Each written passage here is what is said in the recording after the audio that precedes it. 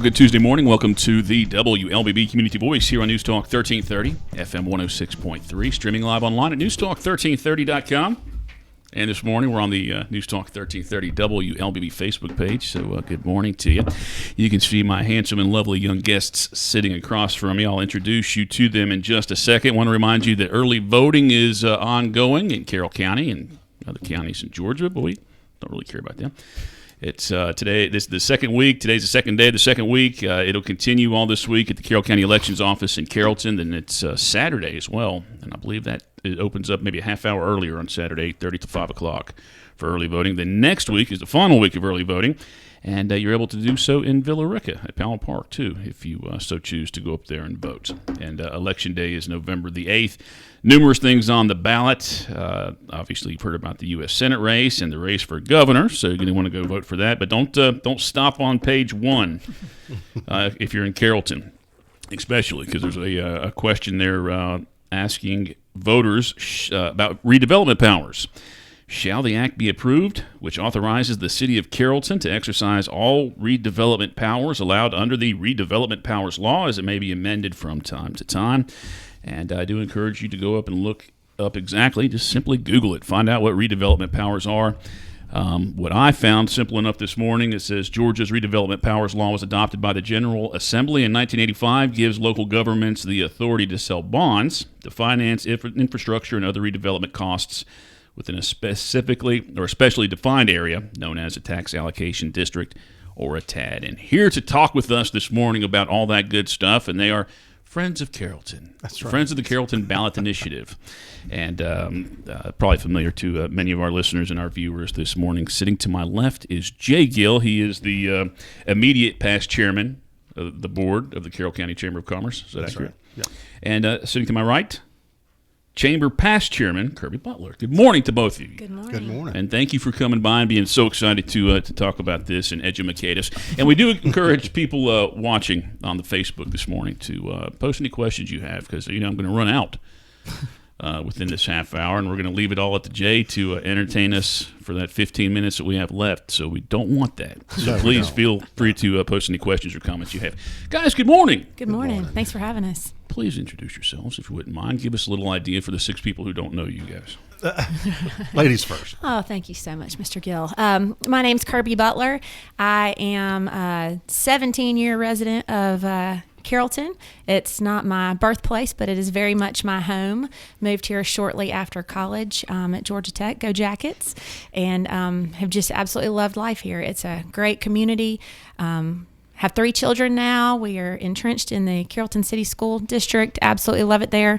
I am a commercial lender at United Community Bank, and just really, really, really enjoy being a part of this community and giving back in any way that I can. So. Now, I get that drive through at United Community Bank just to talk with the ladies, because there's about 5 or 6 Agreed. of them that I really enjoy talking to, and I'll go in there and just, I'm like, no, I don't have any money.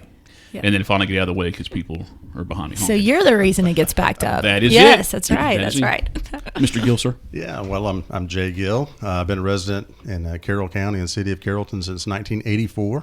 Moved up here with my family as a young lad. Carrollton grad, went to West Georgia, University of Georgia Banking School, Penn State, and I'm senior vice president at Carroll EMC. And prior to that, I was a banker for 14 and a half years in the area as well. And as you mentioned before, both of us are coming off of leadership positions with the Carroll County Chamber of Commerce, and I currently chair the Development Authority of Carroll County. Well, based on this press release that was released last month, we did have Karen Handel, the president CEO of the Carroll County Chamber of Commerce, and Carol tomorrow on the program discussing this in more detail about 3 weeks ago, I think. I think it was about 3 weeks ago. Started out with the same press release. Looks like, well, my press release starts out that James Gill, the Chamber's immediate past chairman, said this referendum for redevelopment tools is crucial to the city's plans to revitalize and upgrade the Maple Street corridor, the Adamson Square district, and other distressed areas in the city. Apparently, the Chamber board unanimously said, hey, we're going to support this, and we'll start this group, Carrollton Friends of the Ballot Initiative, to where you're going to go around and promote it. You guys have been doing that. We've been talking to like the Rotary and Kiwanis and things like that to promote it? Yeah, so Karen's making rounds in the Civic Club, and we're making rounds with folks in the community. We've had some radio spots going. We've got flyers and mailers and press releases and ads and all the things, because we really are working on a very short time frame here, and trying to make sure people are educated on what this is. Because to your point, when we opened up the show, the verbiage used in this legislation is a little bit concerning to some people. Sure. They think it refers to condemnation laws and the ability for the government to take private property, and that has nothing to do with it. And it just opens the gate to create incentives like TADs to improve infrastructure and try to enhance amenities and quality of life in the area. And I mentioned a minute ago, being involved with the Development Authority for almost decade. We've never even talked about TADs before, but yet they're being used all over the state and other municipalities to improve their cities.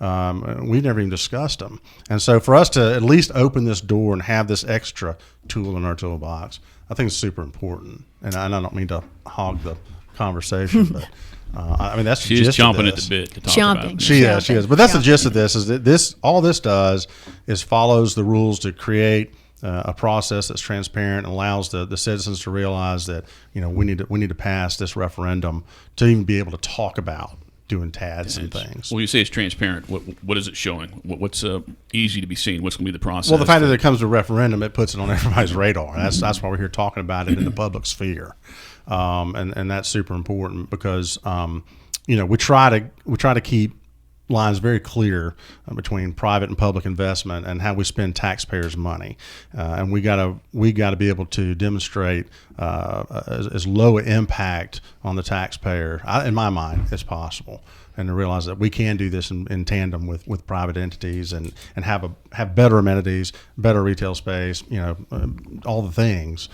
Without raising taxes. Well, for the chamber, sorry, Kirby, for the chamber board to want to approve this and support this unanimously, I mean, what did you guys listen to? What was presented to you to make you confident enough? Well, I think one of the most one of the largest reasons that we were unanimously in favor of it was along the education piece of this is that I was not aware that this is so common in other communities of our size and smaller. As you mentioned, I think this began in 1985. So it's not like Carrollton to be behind the eight ball. So I think any avenue that we have not pursued to better our community, obviously, that's something that we very much, want to look into further. So that was really, I'm a little bit competitive. I know Mr. Gill is as well. And so anything we can do to put our city in a position to compete would be great. I'm not sure if you guys are the same, but I'm personally offended when I drive through Rome and see some of the retail establishments that they have that we do not. I know my family would give anything to have a Krispy Kreme here. I'm not saying that will happen if this passes, but it could.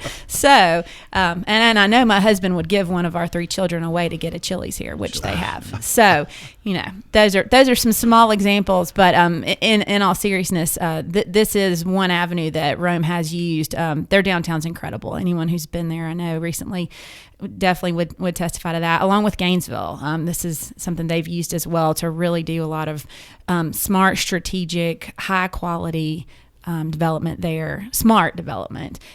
So I just think for me, that was one of the most important points, was just to help our city compete. Yeah, and I think we have picking on Rome a little bit, because I'm familiar with that area as well. But we have a better tax base here. Right. I mean, they have a fairly flat growth line for many years. Their average age is much higher than ours. They have a lot more people who've opted out, that's 65 and up, who aren't having to do as much. But we just have a lot of opportunities here to do more, and it's not always big box either. Right. I mean, some of these zones could, and again, we're not arguing for a specific TAD. We're talking about the ability to even do one, but we can actually enhance and expand local boutique ownership and companies as well. This isn't all about the big boxes. Absolutely. It's about local entrepreneurs and businesses. And I imagine that is the concern for some people. I mean, they don't want Correct. to see these the businesses that are already here somehow get forced out because other ones are encouraged to come in more. And then traffic too, potentially. We're talking about Chili's and Krispy Kreme and all that. I mean, that's and you talk about Rome. I mean, it's not the best traffic. I mean, it's beautiful, that long strip where you can just drive through that downtown, but the traffic may not be exciting to people. I mean, is that an argument? Are you hearing any defense at all? I mean, against it, or are people still struggling with understanding it maybe fully? Yeah, I think a lot of our conversations start getting into specifics of TADs in general, and then you get into the what if game, and that's fine. We need to discuss those things, but the process of a TAD, involves formation of of a TAD council or committee, or that does a lot of this fleshing out and a lot of the due diligence that goes into structuring the deal before it ever comes before city council and mayor and attorneys and all the things and developers. So. I don't say there's fail safes, but there's a lot of levels that you have to work through to even get something done. And a perfect example, we were talking earlier about, Villarica, good or bad, that process has taken a little bit of time to be fleshed out and to get people on the same page. Therefore, we've seen it work. It's a different deal. I guess they were doing a bond and Correct. some other things. And they've already identified the developer and all that. But at the end of the day, everybody on each side of the issue can stand back and say this process works because they're still trying to flesh out the details and make sure everybody's happy and safe and all the things. So I think that's the bright side to it. And I think another confusing point is that a TAD is a blanket term, as Jay referenced. What Carrollton would possibly, what we are thinking we will consider in the future, it would not look anything like what Villarica is doing. As Jay mentioned, there's a significant bond financing piece there. The city of Carrollton is very much in favor of a pay-as-you-go model, which obviously I'm very much in favor of. You don't spend what you don't have. So that looks completely different from what Villarica has decided to do. One's not better than the other. It's just different. So I think that's what's confusing. You hear this phrase TAD and you think it's a specific vehicle that's got the same parameters, and that's just not the case. So that's another part of the education piece we're trying to do here is just let people know that it's merely a tool that can look different ways based on different projects. And let me try and recall the Villarica situation. I mean, voters, was it 2-3 years ago, voters went out and said, hey, yeah, we would give you the redevelopment powers. I really don't remember their campaign that much, but yeah, voters overwhelmingly gave them the redevelopment powers. There was a property that somebody owned, and they decided it was a kind of a distressed property. It wasn't so pretty, wasn't going to be easy to sell, so they made that the TAD district. But it's a big complex. I mean, they've got a grocery store planned and several stores and maybe a restaurant and parking and lodge. Places to live. But that's not what Carrollton is suggesting that they'll consider. And I don't even think we have that kind of property here, right. That big open property in the city of Carrollton. We've said you pay as you go. Where does that money come from that you will pay as you go? Great question. So our state would actually set the tax base, as they call it, for the district that is created in the future. And so then additional tax on top of that is created by these new projects is what would fund it as you go. So this is a long-term, I believe a TAD is 15 or 20 years. Is that correct? They typically run 15 or 20. They can be extended out, but they are temporary. And you can only have a total of 10% right, of your tax base coming from TAD, plural or singular. So if you're maxed out at 10% of your tax base is coming from TADs, TADs have to start rolling off before you can add new TADs. So it is a very finite, temporary, tool, so to speak. And we talked about Maple Street and Adamson Square being where the city of Carrollton is probably going to consider TADs, but those are already properties that are already developed and already showing businesses there. What kind of improvements could the TAD possibly help with those? As far as those specific corridors and things, or if it ends up being Maple Street and okay. and Adamson Square, I mean, again, those are already developed. There's businesses there, unlike that one in Villarica. So if we're going to compare the two, and if you drive up Maple Street, one of the big concerns is we've got a lot of rusted signage and blight and busted up areas and overgrown areas and things like that. So there's the facade piece. Power lines are everywhere. That's the biggest complaint. Zero green space. You start looking at that facade cleanup and whatnot. But, we've got the University of West Georgia right there, too, so it kind of becomes it moves up the ladder in priority, I think, for that section to be worked on.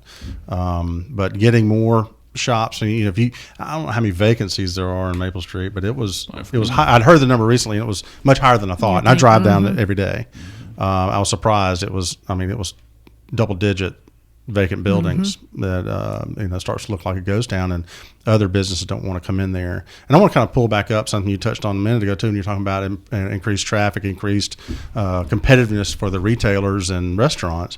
Historically what we've seen, and when you talk to these retail experts, is they're more complementary businesses.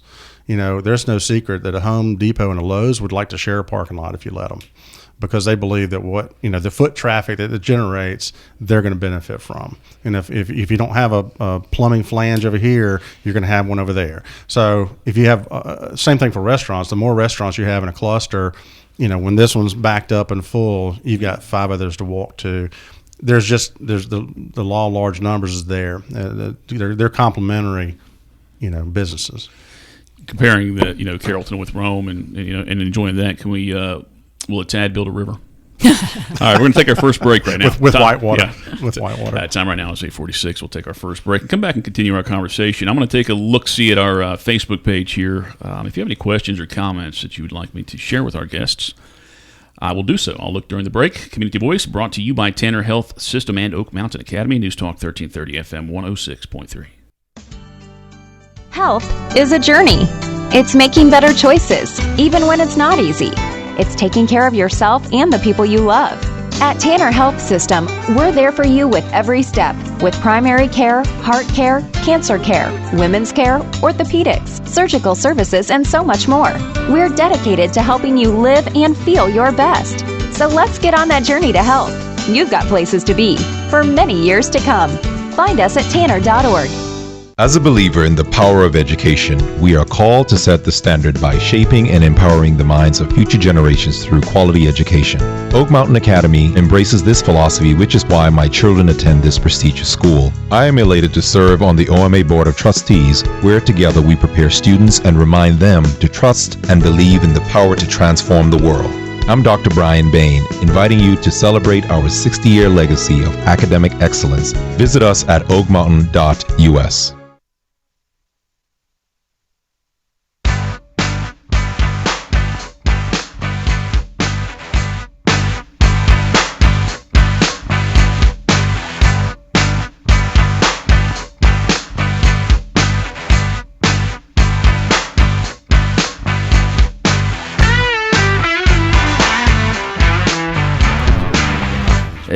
.48. Welcome back to the WLBB Community Voice Program, News Talk 1330 FM 106.3. I'm guessing that all of our listeners and our viewers know everything about TAD, and they're already set on it because no one's participating in the questioning. I mean, Bart Cater stepped out and said, "Go Jackets." That's right. Well, there's a response to that too, and that's November 26th.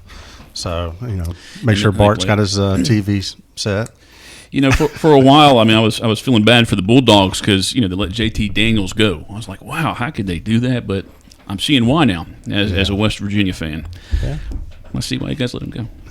I mean, he's a good guy. He's focused, but, it's just not working out. But anyway, hey, welcome back to the WLBB Community Voice Program. Time right now is 8:49. My guests, Jay Gill and Kirby Butler, and they're part of a group that's encouraging people to get out and vote and support this question about redevelopment powers. If you're in the city of Carrollton, it's a lot of effort just for the city of Carrollton. But how many registered voters we have in Carrollton?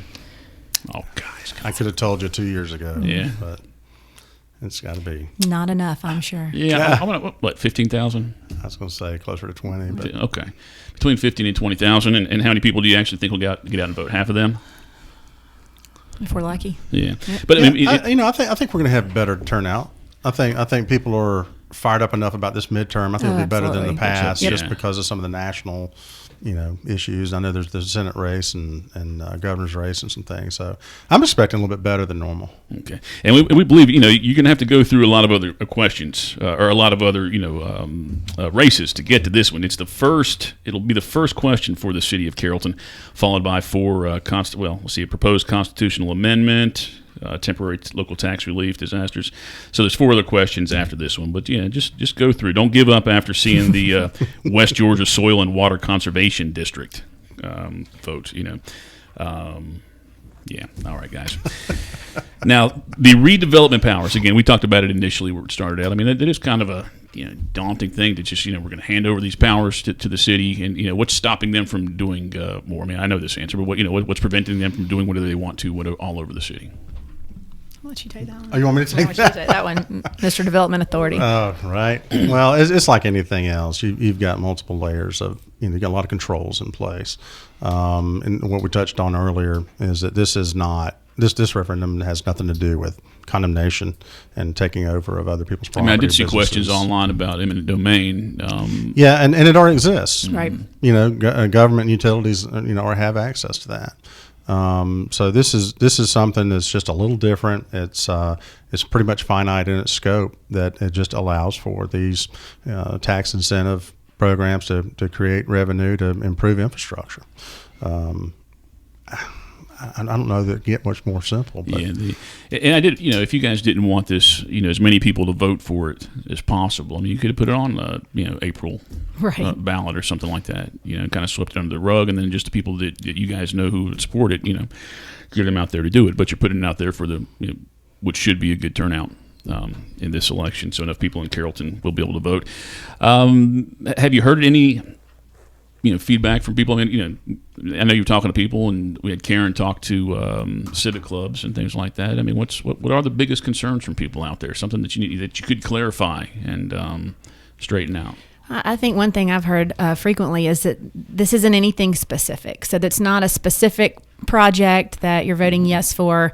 There's no, as we've mentioned, there's no imminent bond financing that's coming. There are no specifics. This is merely just a tool that will let our city look at possible future tax allocation districts. So it's just sort of it's a very large scope for the city, so nothing specific. And I think that is it's just confusing, because I think many of us have not had a reason to be educated on it in the past. I called out our listeners, and they've all stepped up here. Chris Marlowe, though I believe it is currently privately owned, has there been any discussion around the old Maple Street School and the potential there for redevelopment?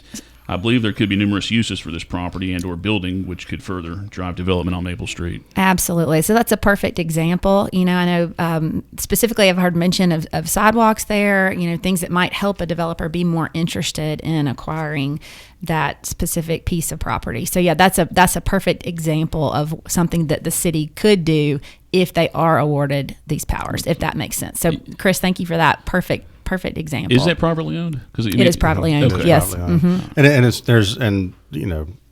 Long before we start talking about TADs, there's been a lot of close calls with that particular piece of property. Right. People had some great ideas and just couldn't flesh out. It was Boys and Girls Club for a little bit. It Correct. was, right? Mm-hmm. just for a short while, and but yeah, that's a great example. Kelly Smith Height says, I would like to say that Carrollton is looking really good, and the growth excites me to see a beautiful place revived, I'm guessing that's what that is. And to that point, that Karen Handels pointed out that having tax allocation districts in specific areas that are strategic to the city helps control the growth. We don't have this organic, hit you in the face type situation. We actually can plan and map out what happens in these specific corridors when you have a tax allocation district defined. So that helps. People were always concerned about sprawl, and just whether it's rooftops or businesses or traffic or all the things. But also, I think the biggest question I've heard since this started was, is this going to raise my taxes? Right. That's probably people's biggest concerns. How does this affect existing residents? And the answer is no, it does not. I was going to say, go ahead and answer that, Jay. Don't just that's a big question we got. All right, we'll go to a break. All right, we will go to a break right now, though. It's 8:55. We're going to come back and just give you guys you're approaching my door, you knock on my door, and you're going to tell me why you want me to support this. That's what we do during the political season. 8:55. We'll take our final break. Community Voice brought to you by Tanner Health System, Oak Mountain Academy on News Talk 1330, FM 106.3. Health is a journey.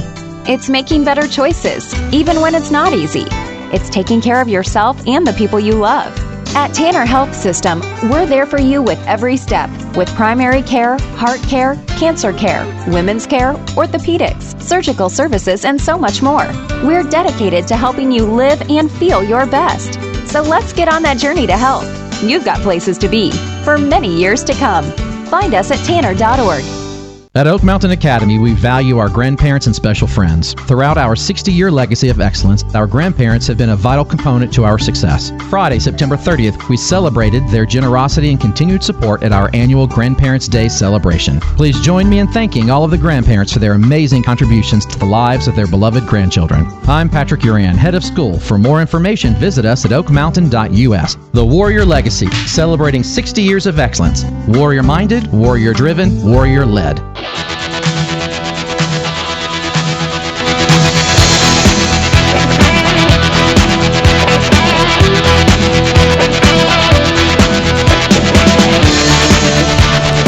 856, welcome back to the WLBB Community Voice program on News Talk 1330 FM 106.3, streaming live online at News Talk 1330. And this morning we are on the News Talk 1330 WLBB Facebook page. Good morning. At the conclusion of our program, I'll put this entire podcast on our website, newstalk1330.com. So if you missed any of it, you can go back and listen to it again. You'll definitely want to get the introductions from Jay and Kirby, who are our guests this morning, and they're part of Carrolltons Who Love Carrollton or something, some group that's close enough. Yeah, you're encouraging this people to support this initiative, which is on the ballots only in the city of Carrollton. Again, early voting continues this week. We'll have early voting Saturday at the elections office in Carrollton. Then the third week of early voting is all of next week, and they'll open up the Powell Park in Villarica, so you can vote. You can't vote for this in Villarica, I don't think. Nope. It won't be on there. Not. Just Carrollton. Just Carrollton, but wouldn't that be sneaky? Hey, guys, we as we do wrap up the program, we do this. We bring in candidates and talk about, hey, give me 60 seconds. I mean, you're coming up to my porch, and I'm about to leave. I'm in a hurry. I got to pick up the kids. I know traffic's going to be bad because, but you guys have shown up and you're smiling faces. What are you going to do to convince me? What can you tell me that'll make me want to go support this if I'm in the city of Carrollton? Absolutely. So I think we can all agree that Carrollton's a very special place. It's a wonderful city. It's a great place to raise your family, a great place to work.